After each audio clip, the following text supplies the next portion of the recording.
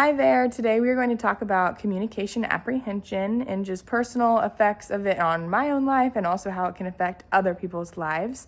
And so starting out, communication apprehension is just basically nerves or anxiety that people could feel while public speaking or giving a presentation in front of a group of people.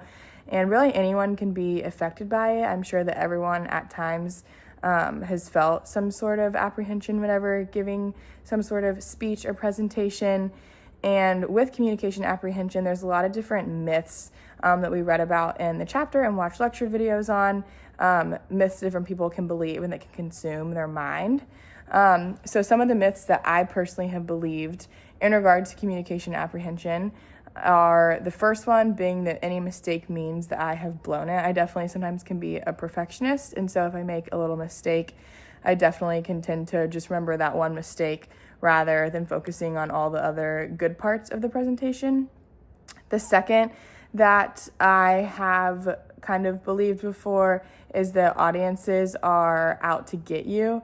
And I loved what the chapter said about how this is false and that people are naturally sympathetic and not anti-sympathetic, and I would agree with that, especially as someone who listens to an audience. I'm usually quick to want to encourage them and not be discouraging. And the third one, this is the silly one, but the imagine people are naked. I've never really tried this before. I just have heard people tell me this, and I haven't really ever been affected by it because I thought it was a little silly, but I have heard this before. So basically all of these are different lies, and it's just important to recognize that these are false whenever you're giving some sort of speaking engagement. And so a specific example of this in my life would be a senior thesis that I had to give whenever I was in high school. It was my senior year, and basically my whole education built up to this one really big paper that I wrote, and then we had to memorize all of it. It was about 20 minutes, and then we had to present it completely memorized and then had to ask some questions from a panel of judges about it.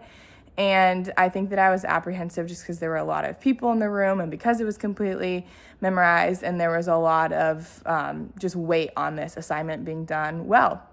And so I think that the different things that my nerves came from would have been the context, the audience, and the formality. I think those are the three types of anxiety I experienced. And so the context of the situation, it was a really important speech, the culmination of my education, so it made it a lot more scary. And then second, the audience consisted of like 200 people. And it wasn't just the size of the audience, but it also was who was in the audience. I think that my family was there, my friends were there. And that honestly kind of made me more nervous because I really wanted to succeed in front of them. And lastly, the formality. Just everyone was dressed up. I was wearing business casual or business professional, and everyone in the audience was wearing nice clothes. And so I think that just the formality reminded my brain of, wow, this is really important and this is a big deal. But it helped me knowing that if other people could do it, I could also do it. And I also just thought back to all the other things that have been hard in life that I was able to do, and knowing that if I could do certain other things, then I also could do this. So that's a little personal story for me, but I look forward to hearing everyone else's in the group.